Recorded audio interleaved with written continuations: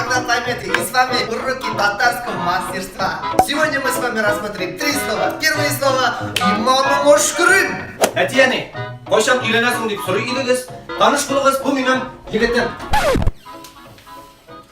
Иманымны шкрин. Сережа. Урыс. Второе слово жанымны йоқытым. О, братан, сәлем. Сәлем. Жанымны йоқытым. И третье слово Жамиляға жайып отырма. Сәлем.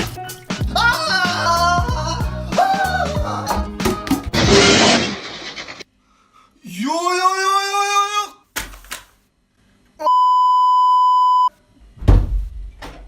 Нәрсе сен менен жайып жатасың?